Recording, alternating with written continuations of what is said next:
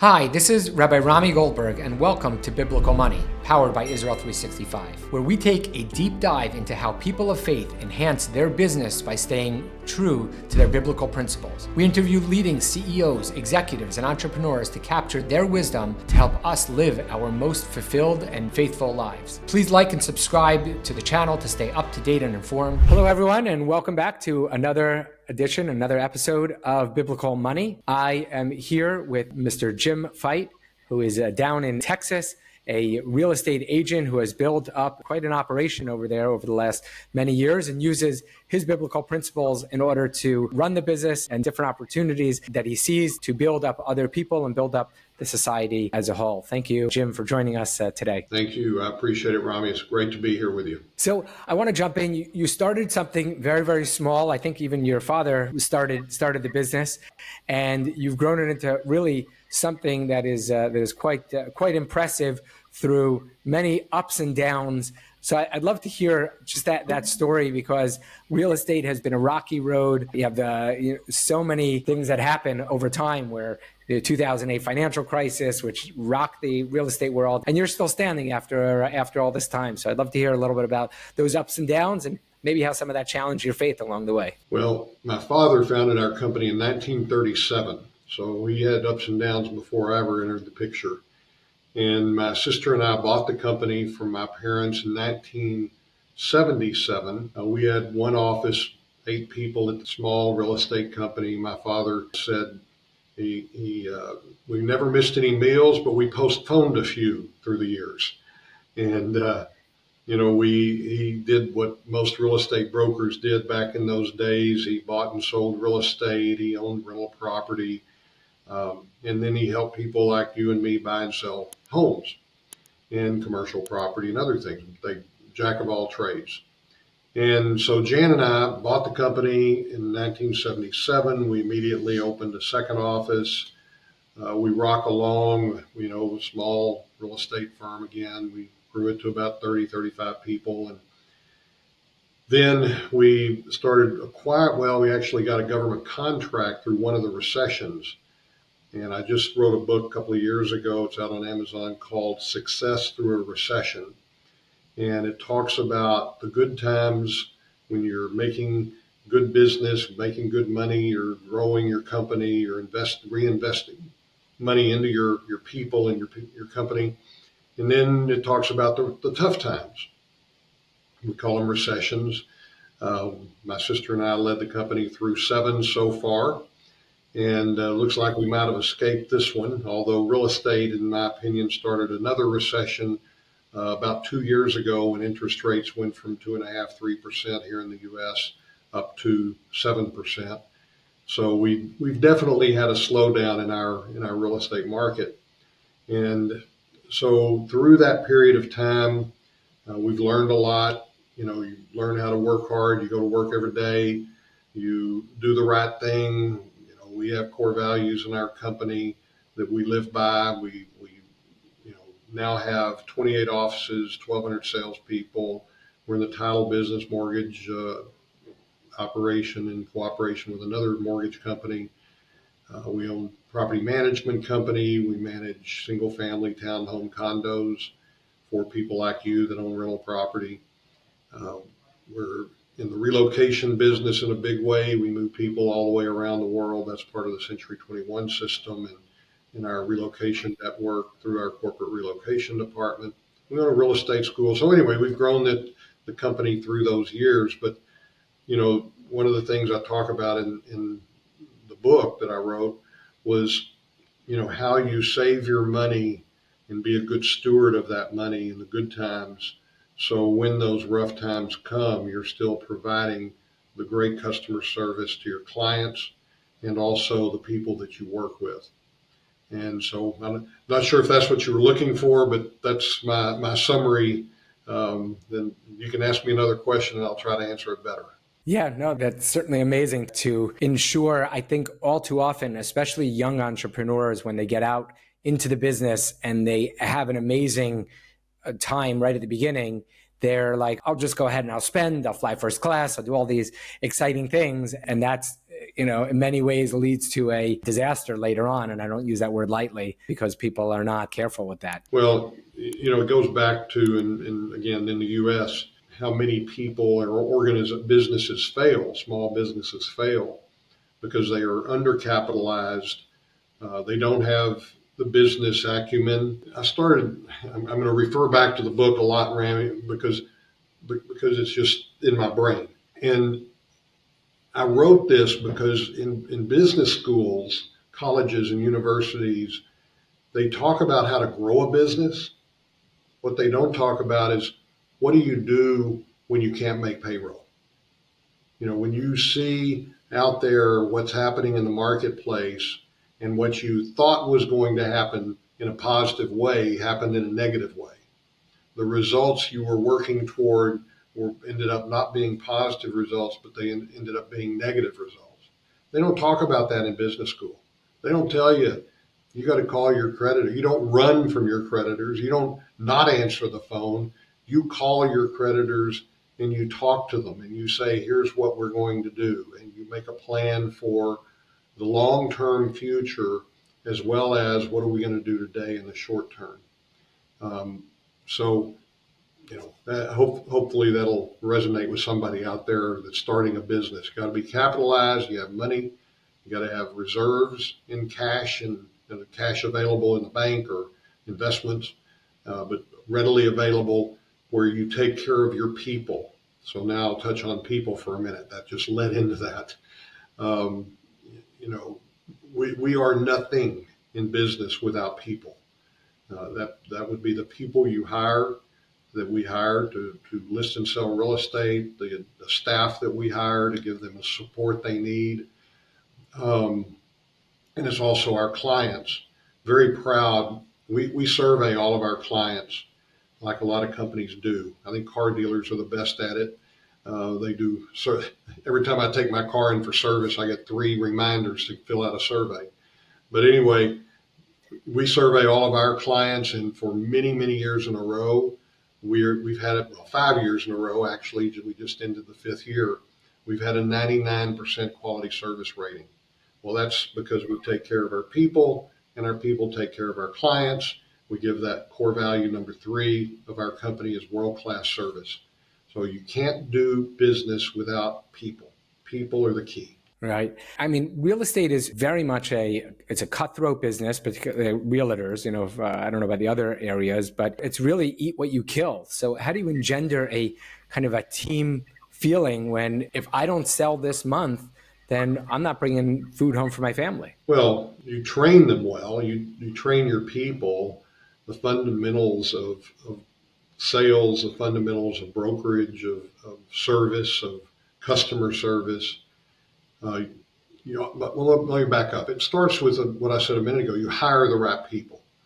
If you don't have the ability to learn and actually implement what you learn, then you probably are not going to make it in the real estate brokerage business. And then you train your people, you expose them to that training that they need to be successful, and then you help them through that process. We have people, I'll just say, do very, very well. They make a lot of money in our company. And I was coaching an agent this morning, as a matter of fact, and she was been in our business for 6 months, and she was telling me her struggles and what she was working on and how it wasn't working just like she had planned.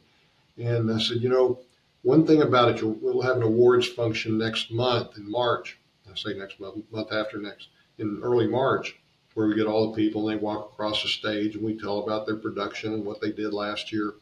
And she said, and I said, you'll be there. You'll be at that event. And you can either get depressed because that's not you, or you can get excited because that's going to be you. Because one thing I know, all of those people that walk across the stage were you at one point in their career. Somebody helped them along the way, and they are where they are today. I'm here to help you today, so you'll be there at some point in the future. That would be my objective for you, but you got to do the work. I would like to think that our industry is not cutthroat, though, Rami. I would like to say we are a service industry. We definitely have competition. There's no question about that. It seems like everybody and their brother-in-law has a real estate license. But the fact is, top realtors are in high demand. And they are not cutthroat folks. They are service-oriented. Here we are talking about the Bible today. We haven't gotten in there, but I'll bring it up. They are service-oriented, foundationally set people that want to provide the very best for their clients. And that's right out of the Bible. Where do you see, which verse do you go to when you think about these principles? Oh boy, you're going to really test my Bible Credit 1 and Bible Credit 2 I took back in high school, and I forget more than I remember, so I'll just say that. My favorite, and I hope I'm telling you this right, Philippians 13, I can do all things through Christ that strengthens me. And so that's on my wall and right outside my office at our lake home. That's the way I feel. I can do all things. I believe that there is a plan for all of us. You are executing your plan today with this podcast. I'm executing my plan every day when I help one of our real estate professionals serve our clients. What we do is important. We do things that they can't do on their own as well as they can with us. And we're really, really grill that into our people. They need us. We do great service. I'm coming back to that word service. I'm sure you're going to get tired of me saying it. But the fact is, when you give great service, people remember you. And by the way, they're willing to pay you. Right. Yeah. You don't want to stiff somebody who was nice to you and did something, not because it said it on a contract.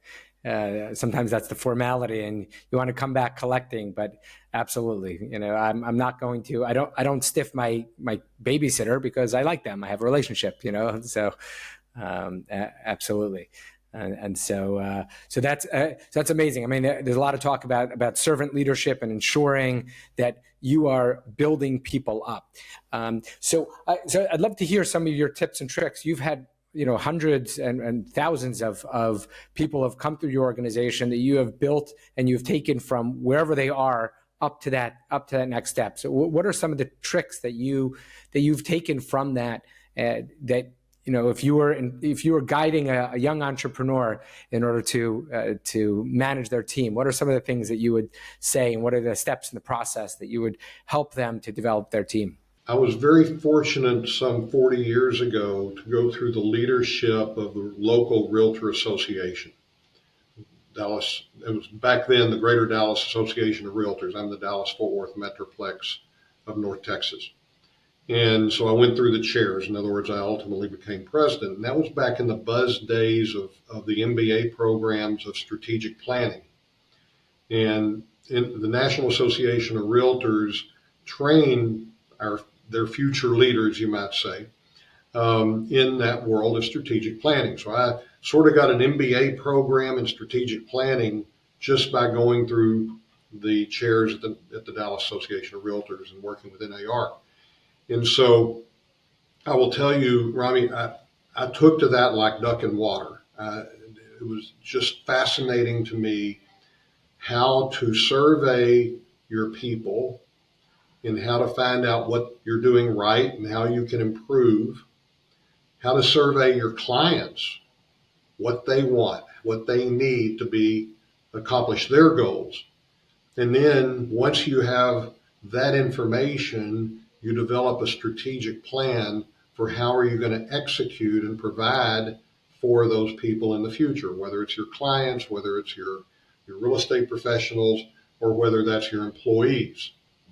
And so when you look at what they need and then develop a plan to provide what they need, it's amazing how it works. and if, by the way, sometimes you get it wrong, and it's amazing how it doesn't work.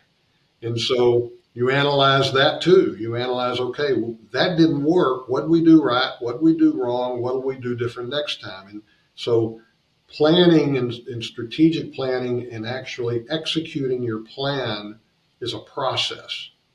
And that process is never ending. One of my favorite definitions of success, it's a journey. It's not a destination. The success is not the destination once you reach it. The destination, the success is in the journey. It's the process of attaining. You never arrive at, well, we hope to get to heaven one day. And maybe that's our arrival. And we're working toward that every day. A friend of mine says, heaven's a place we're trying to get to every day. We just don't want to go too soon, you know? Right.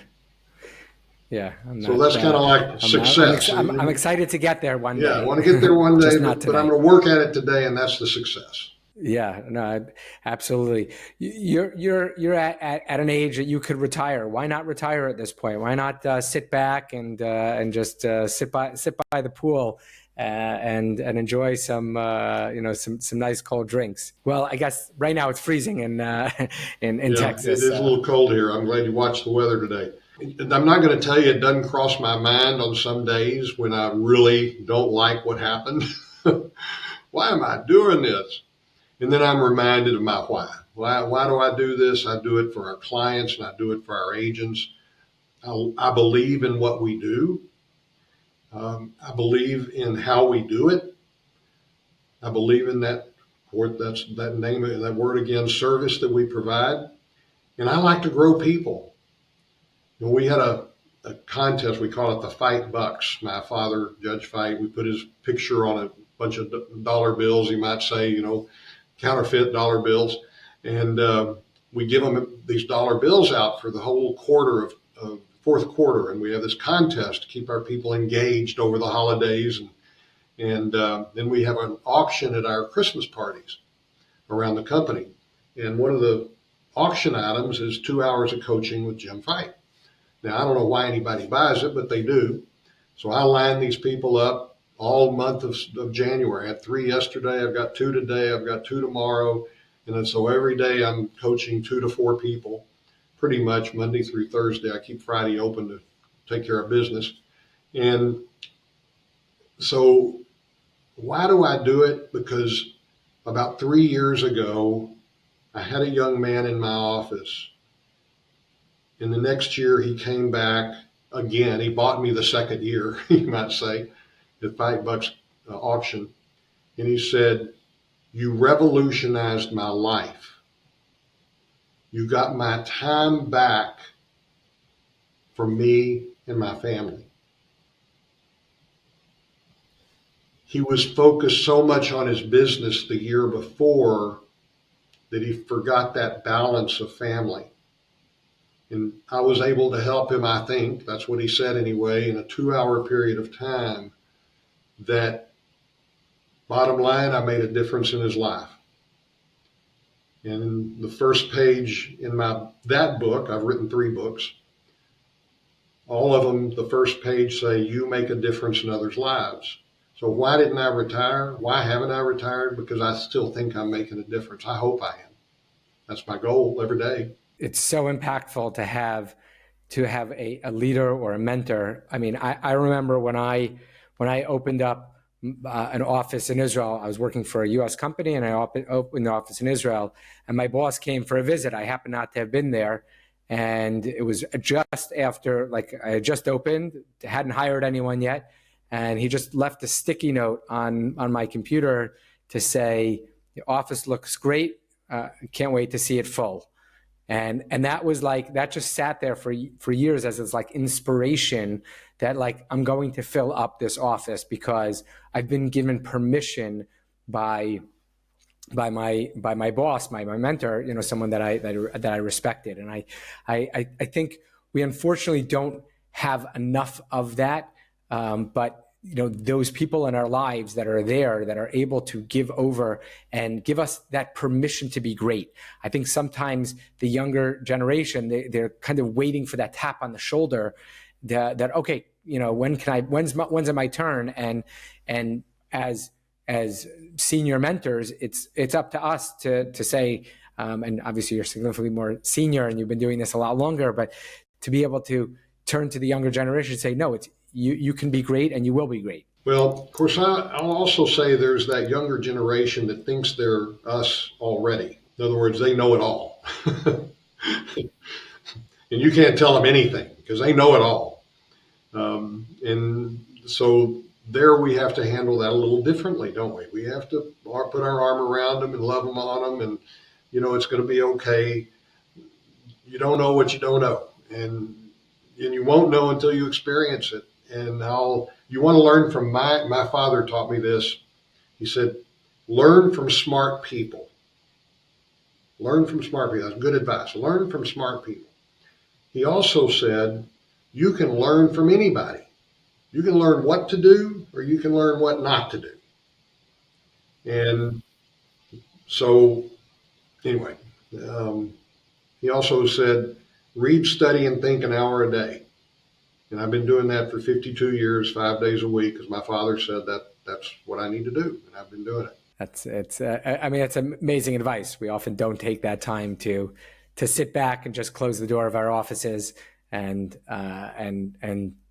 take that time to think, especially where we have these devices in our hands, right, that don't allow us a moment's respite, at any point. So, when things weren't going well, was it, did it increase your prayer? Did it decrease? Were you like, oh, God's punishing me, or you felt God's closeness? What were those experiences like?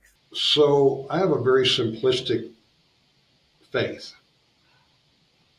And that faith is simply, I believe, let's start there. I have faith in my God.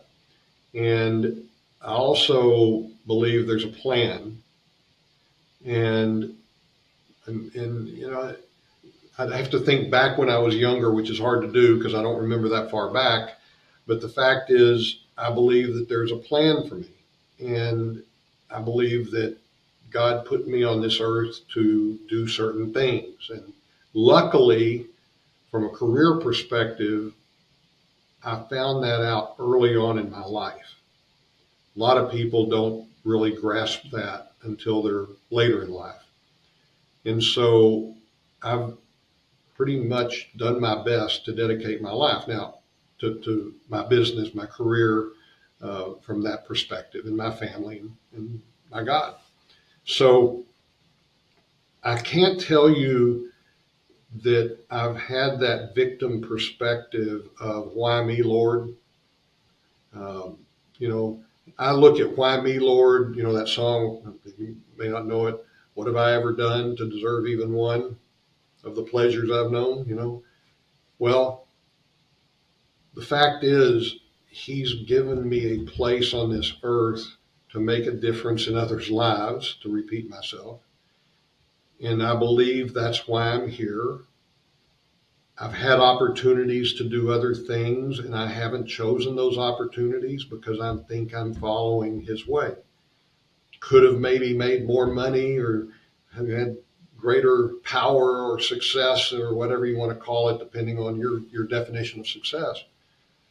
But I think I'm where I need to be. And when things don't happen, I just think, my wife you should be interviewing my wife instead of me. She's better at this. It's just not my door. If a door we'll get doesn't, her for the biblical side, and we'll get you for the money side. That'll. If a door doesn't open, when you really work hard and think this should happen and it doesn't open, she has a phrase: if the door doesn't open, it's just not your door. It's not God's plan for me. Even though I wanted it as a human being, He gave me a mind to think with and a body to act with, but it's just not my door, and I have to accept that, and that's got to be okay. Now, I may get mad about it for a minute or two, or depressed, but you know what? I have a choice every day of my life to be happy or not. I have a choice to believe or not. I have a choice to give up or not. It's my choice. God gave me that choice. And I choose to be happy. I choose to work towards success. I choose to not get depressed. There are things that happen in life that I don't understand and I don't like. But that's the human side. I look at that as, wonder what that plan is for me. Wonder what I can learn from that experience. What can I learn from this to help somebody else down the road? Yeah, it's very very impactful, and I'm just soaking it in because it's really good, an amazing reminder when things don't go particularly well. And as we spoke about before before the recording started, the different challenges that we're having here in Israel, and kind of thinking that through. A friend of ours, unfortunately, her husband passed away. He was a close friend of mine and passed away quite young. And when his wife was eulogizing him, she said, "We don't ever ask why me when things are going well. You know, it's only it's only when things are bad." And I often think about that. Well, today was a great day. I woke up and my hands and fingers and and toes are all working. And so why me? Why was I blessed in this way today that I made it to this evening where at this point that I had a relatively good day, so and I think it's an unbelievable reminder, and I think it's just something which probably within your leadership I could see that coming across, that if I was being mentored by you, those are such important life lessons that often it takes too many years to learn, and you're better off getting it from a mentor early on. So amazing. I'd love to hear if there's some more stories of how you've mentored and made changes within people's lives. Well, 40 some odd years ago, I met a young man. I worked with Young Life, which is a Christian organization in high schools. And I worked with them as a volunteer leader for 4 years when I was, 19 to 23. Went on the adult board here in Dallas and raised money for them, still donate, fund their ministry today. And through that working at Young Life, I met a young man, and his name was William. And William graduated from high school and started with our company at 19 years old. And William worked, a few hours a week, and he became a Young Life leader as a volunteer. But he sold real estate, made X number of dollars, very little. Let me make this very little, very barely got by. And he married one of my other Young Life kids, Leslie, and they got married. And, he figured out, gosh, she goes to work every day. I wonder if I went to work every day, what would happen? Well, he started going to work every day and doubled his income. And then he said, well, she doesn't go home and, eat lunch and watch a movie. Wonder if I didn't do that, what would happen? And guess what? He doubled his income again. And he rocked along. He built a career with our company. He ultimately started managing 25 houses for our property management company.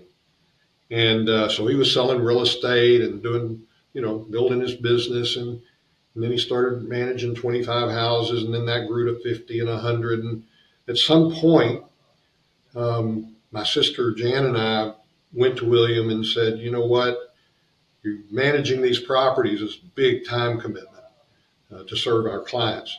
And you're also listing and selling real estate, and you're taking care of your clients over there. But I will tell you, you can't keep up this pace. It's called a three-legged stool, and have a family. One of those legs is going to break. And when it breaks, it's going to be ugly. It's going to be ugly for your property management company. It's going to be ugly for your sales company, business, or it's going to be ugly for your family. You got to make a decision, and we're going to give you that choice. You either need to go in property management or you need to go in sales. He was doing very well by that time, Rami. Very well. Like top 1% of the population. That's how well he was doing. And as a result, he chose property management and took like a 60% cut in his pay and went into it full time. Well, he ended up growing that company from 25 houses to over 1,900 properties, at its height, 1,950, I think, that we were managing. In the meantime, my dad told him, he said, you need to buy a house every year. In 30 years, you have your tenants pay for your houses, you'll be rich. So about, 3 years ago in October, he got leukemia. Well, 8 years ago, his wife died. He had just bought a ranch in Texas. He bought 100 head of cattle. He moved, he and his wife, to that ranch. My wife and I went down and looked at the ranch, rode their four-wheelers on a Labor Day. The next day, William called me and said, Leslie's had an accident on a four-wheeler. She's on her way to the hospital. She died that morning. He still lived on the ranch, about an hour and a half from Dallas, still ran our property management company. He sold the ranch a year later, and let's just say he made a lot of money on it. He gave every dime away. William was one of the most, here I helped lead him to Christ, to his faith, and yet he taught me so much about my faith. 3 years ago, he got leukemia, and I had the honor, one of the few people that got to spend the night with him as he was going through the treatments.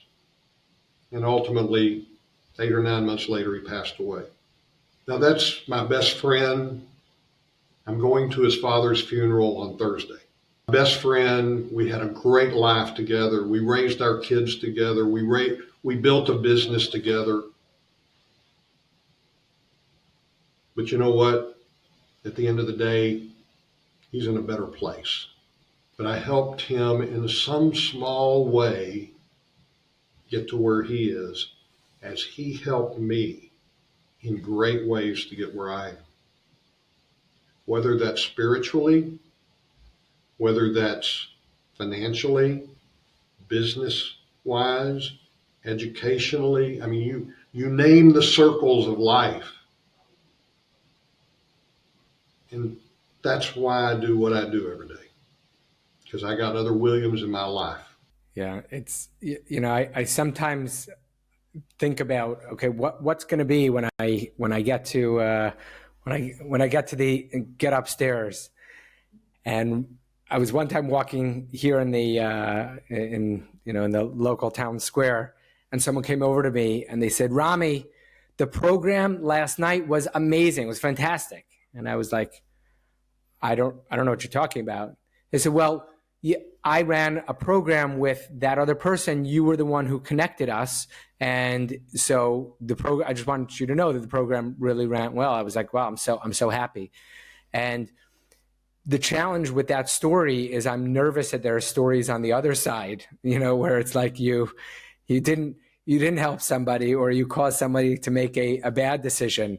But I just think. Okay, Rami. Hopefully more. I'm going to mentor you for a minute. Get over that, okay? You got to get over that. Look for the good. Don't look for the bad. There's plenty of bad.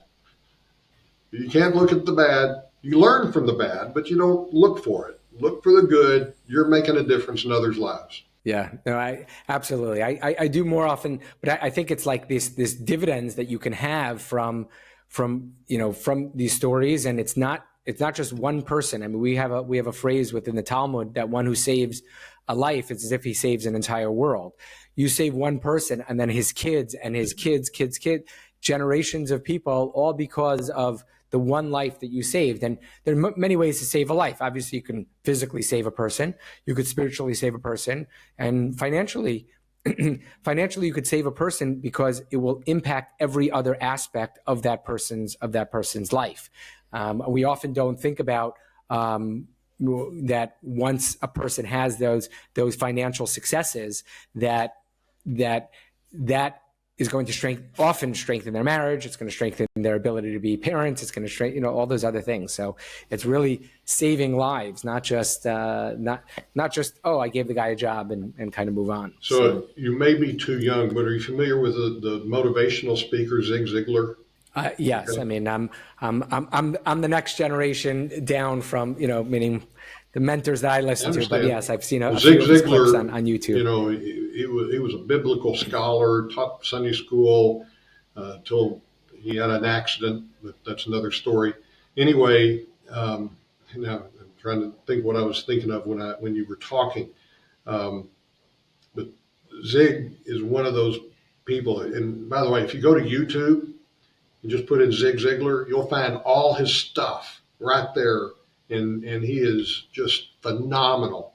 And you talk about a faith-based human being that has changed millions of lives around this world. That would be the person I think of. Because he got out there on a secular basis, but carried the faith and wasn't afraid to communicate his faith to anybody, anytime. We have a purpose here, and what you're doing is important, Rami. Yeah, no, absolutely. I'm all for that, and it's just what I see as our goal is to pass on this tradition to the next generation and to teach them about biblical principles within our businesses and within the way we live our lives on a daily basis, because it's not just a matter of okay, did you learn this in school, or as you mentioned, Bible 101 or 102 that you took, but is it something that we're living with? And a lot of times you might not work with your parents, you might not work, or you might not, and when they come into our spaces, into our companies, and we are shepherding them and taking care of them, I think it's so critical that we give over that tradition and that faith and those morals and values which need to come with everything that we're doing. Truly amazing how people that are grounded in their faith do very well in life. And by the way, I'm not talking about business, I'm talking about life, all pieces of their life. And the more grounded I find people are, the better they do. And I'll also add, if they're not, they tend to go up, but they fall as quick as they go up. In other words, they may have a flash in the pan, but at the end of the day, you look back on their life and you go, didn't turn out quite the way they planned in the beginning. And I believe faith has a lot to do with that. So true. This has been great. It's been great to I have to collect my Judge Fite bucks so I can have more of this mentoring for next year. But Jim, I appreciate you taking the time, and I appreciate just the advice, and just for me personally, hopefully everyone listening will gain from this as well, and as much as I did. I'd like to offer you just a blessing that God should continue to bless you with strength and with health, and that you're able to continue to uplift many of your employees, community members, and everything that you do should really be not with the Midas touch because it turns to gold, but with like the godly touch that it turns in some way spiritual. And so I bless you with all of those things. Thank you, and I deeply accept the blessing, and I will try to live up to your standards. And thank you very much. It's been a pleasure to visit with you and get to know you.